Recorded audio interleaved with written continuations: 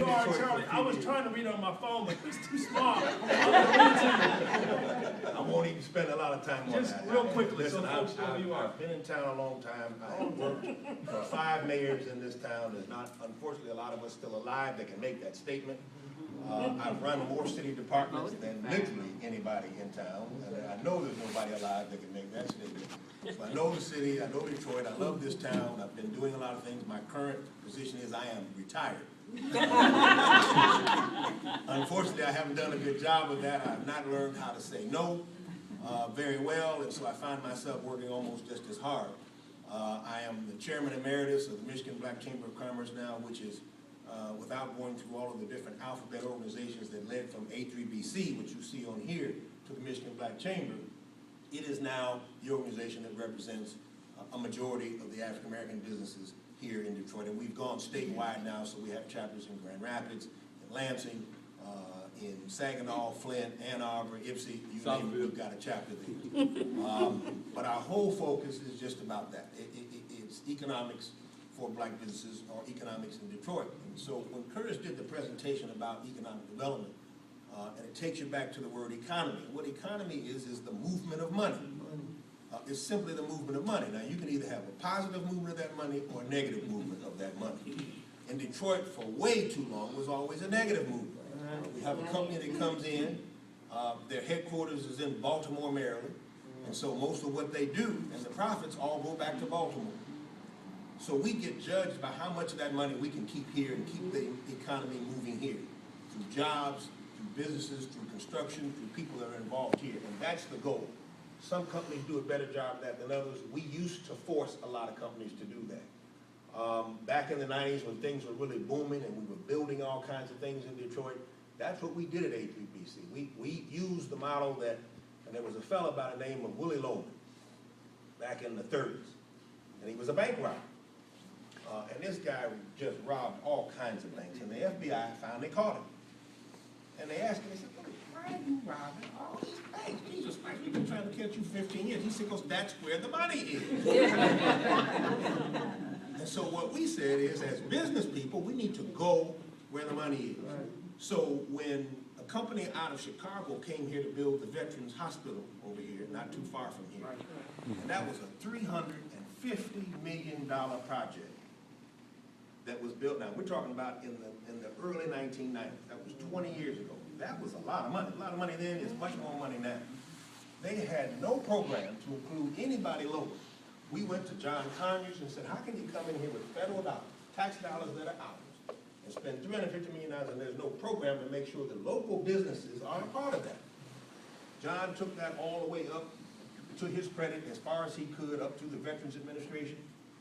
We finally put a picket outside there and protested, and so the contractor, who was from Dallas, Texas, called us and said, come on down, Mr. Beckham, let me see what your complaint is. He flew us down to Dallas. We told him what the issue was. He said, listen, I didn't know there was a requirement. Nobody asked me, and it's not in my contract. He said, Mr. Beckham, I'd love to help you, but man, it's going to cost me more money to do that, so I'm not doing it. But we declared then that never will there be another major project happening in Detroit, and we're not a part of it. And so when they went to the IRS Computing Center downtown, that was a $250 million project, we got in on that, and we monitored the process, and we found qualified contractors and qualified employees to get them to do it, so we got 40% of the job. Then they decided to build Comerica Park, Ford Field, all of those projects. We're talking about $250 million, $300 million. That's a lot of economy, a lot of money that we didn't want to get away. Detroit Public Schools had a $1.5 billion capital program of spending money. We were not a part of that, but we moved in as an advocacy group, and that's what is so important. That's what I love what you guys have done with Whole Foods. It was you guys were just an advocacy group. You really didn't have a lot of power other than your will to say, if you're coming into our community, you need to do something in the community. One of the philosophies we use, that's why you don't always need laws and rules and ordinances. I guarantee you that most corporations in America, if you were to pull out their articles of incorporation, I don't care whether it's General Motors, Ford's, or Whole Foods, or wherever, there'll be a paragraph in there that talks about them being a significant part of the community in which they do business. It's in their articles of incorporation. It's like standard language, but nobody ever holds them to that.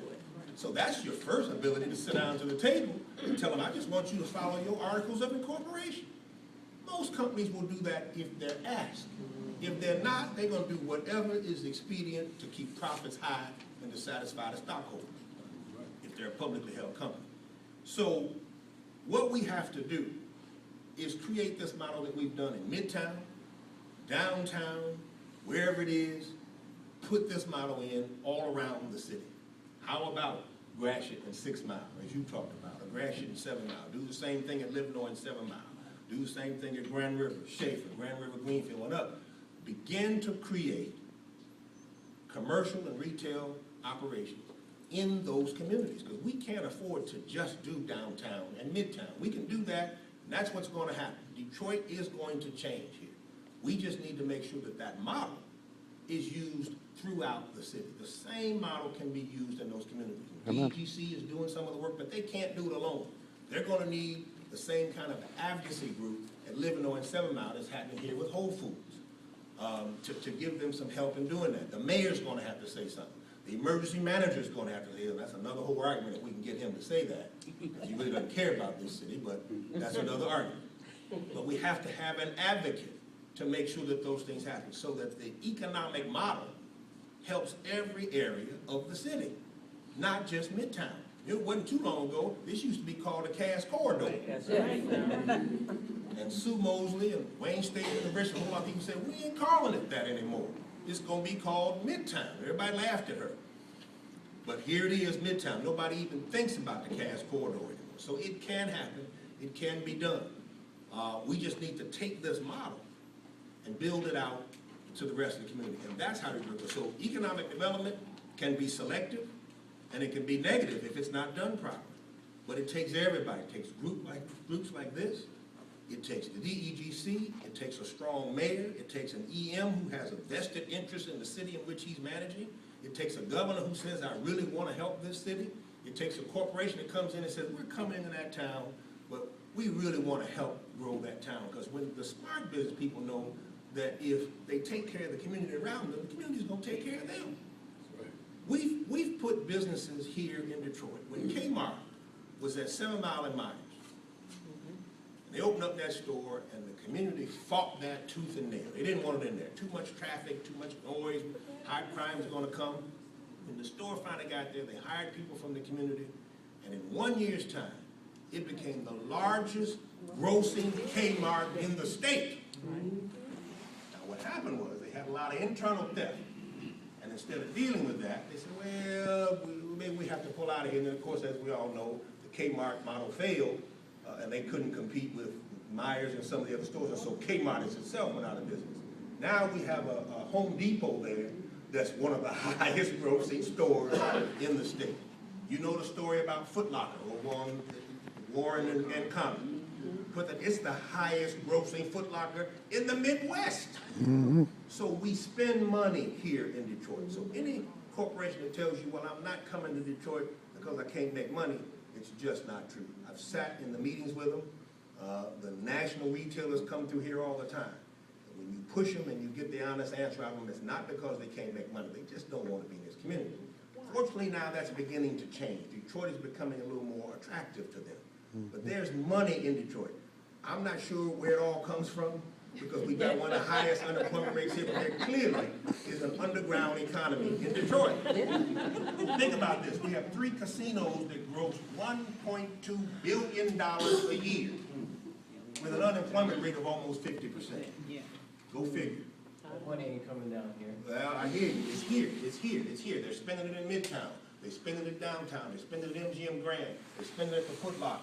They spend it out at the 1917 Bistro, Livernois and 7 Mile. You do a good business in Detroit, and Detroiters will, in fact, participate in that process. And so we need to keep the economy positive here in Detroit. It can be done, but it's a community effort. It's not just the DEGC. It's not just the Michigan Economic Development Corporation.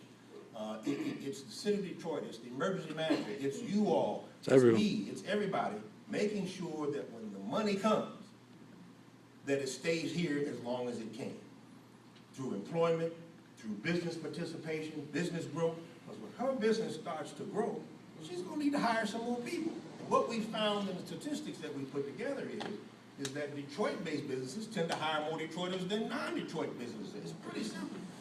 African-American businesses tend to hire more African-Americans than white businesses do. White businesses, and that's okay, but as long as everybody's benefited. So if her business is downtown, that's great, but if her business is out on Livernois 7 Mile, we're starting to create a better community there. So if the people on Gratiot 6 Mile have their own grocery store to go to, have their own barbershops and beauty salons and beauty supply stores, and maybe even a theater there, now that starts to get them people moving back into that community, and it spreads. And so our economic development policy, our only problem has always been that we tend to favor downtown and midtown too much. We need to take those models and get them out into the community and do the same thing, and it'll work. You'll see abandoned homes go away, you'll see crime go down, all of that happens. How did crime drop here in Midtown? It's because you brought more people into Midtown. And they started working with Wayne State, using their public safety officers. They got excited about it, and they came outside of the boundaries. And so now we have an area here in Midtown that is not only growing economically, but it's safe. And there's people coming here, they're walking down the streets, and they had that, what was that thing they have at Christmas time? Man, you come down here and you couldn't move. 10 years ago, that would not have happened in the gas corridor. So it's an example of how things can happen and do happen when it's a collective effort. Because if we just rely on ordinances or municipalities that used to have all kinds of staff to do everything, that's not going to happen anymore.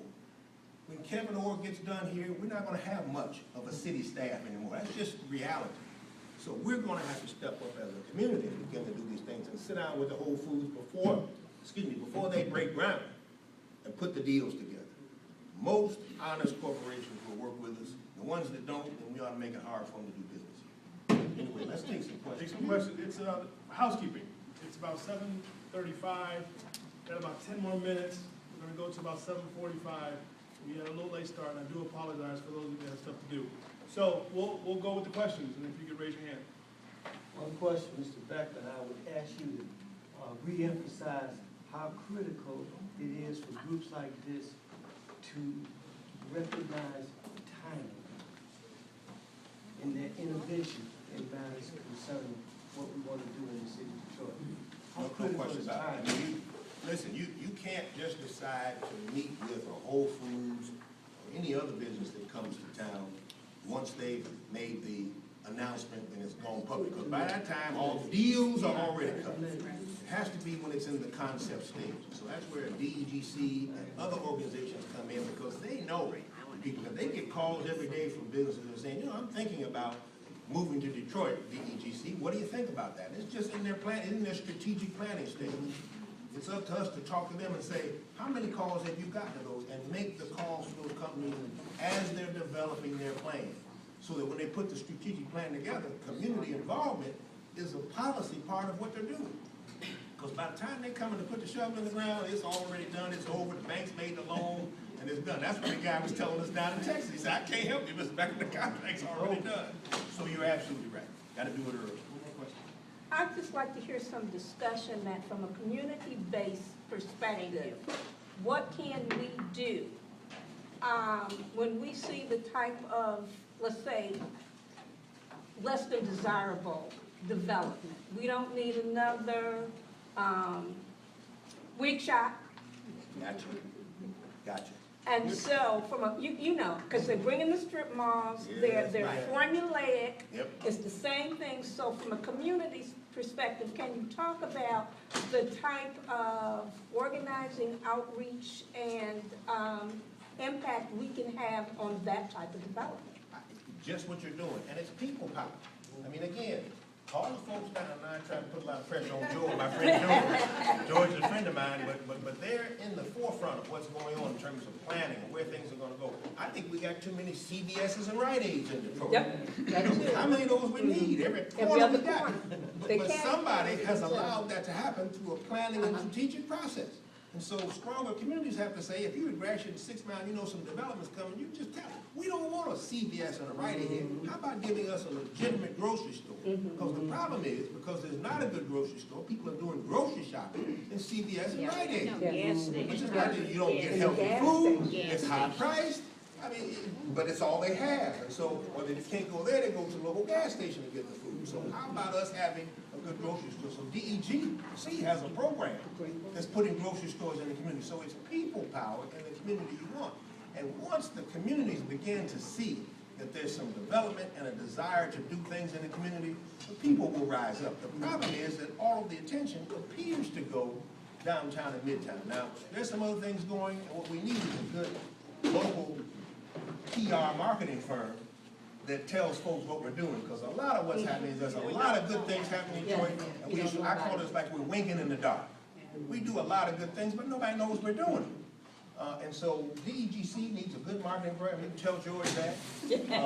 Michigan Economic Development Corporation needs a good marketing program. The governor needs a good marketing. He's doing some good things, but he gets killed for all the negative stuff he does. The communities need to know there's a real desire to do some things in the community too.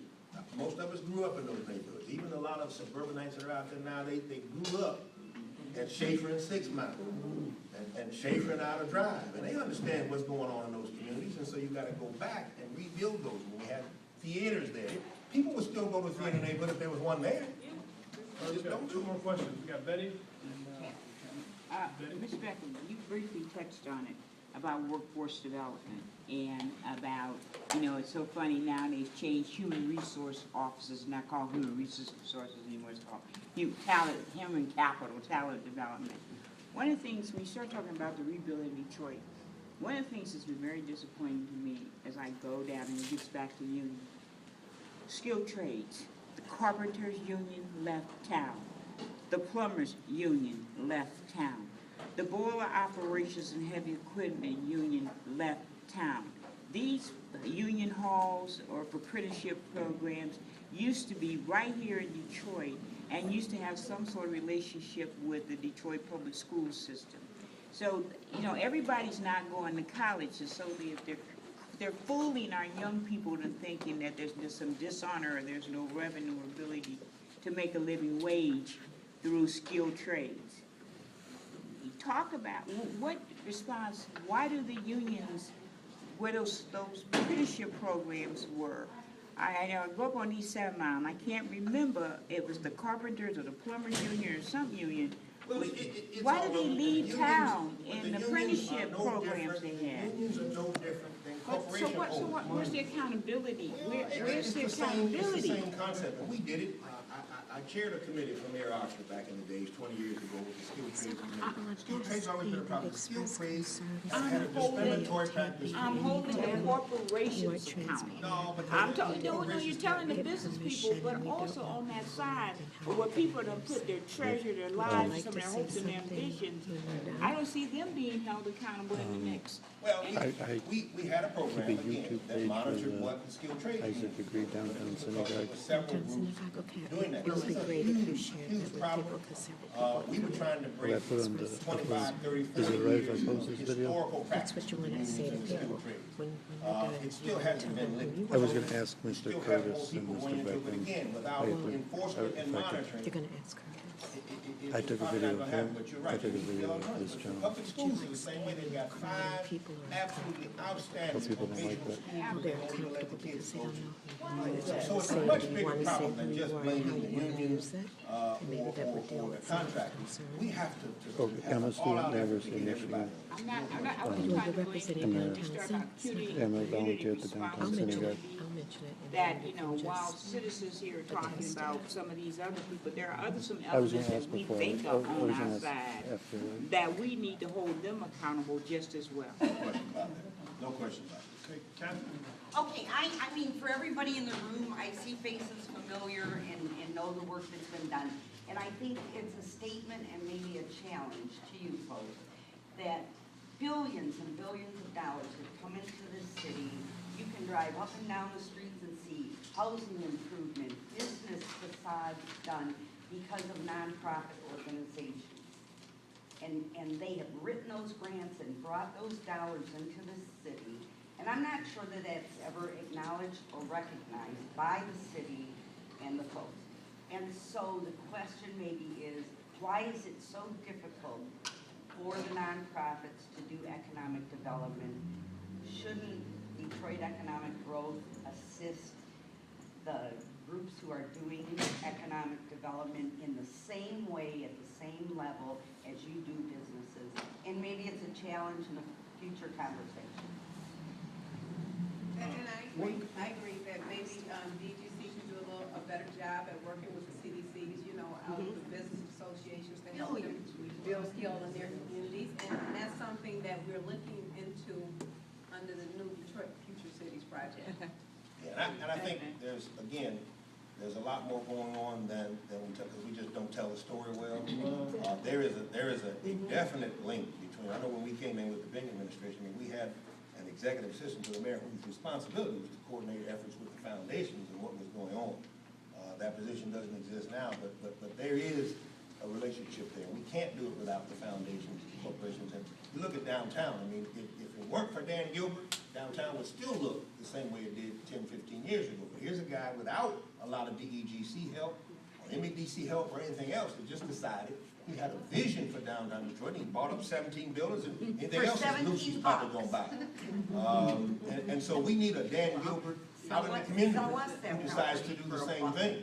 So you have to have a combination of all kinds of forces. Everybody doesn't agree with that. You know, you're putting it out there in your view. Everybody doesn't agree that we need a Dan Gilbert all over the city. Because where's the accountability for a Dan Gilbert? I mean, he has a role to play, true enough, but we don't need 50 different Dan Gilberts with their own vision driving what's happening in this city. That is not what community is about. Well, you heard me different than what I said. No, What I'm saying is a Dan Gilbert at Grand River and Greenfield could be Herb Stratton, who's going out in the community, talked and found out what the community wants, and took his money and spent it. Dan Gilbert just decided to do it downtown.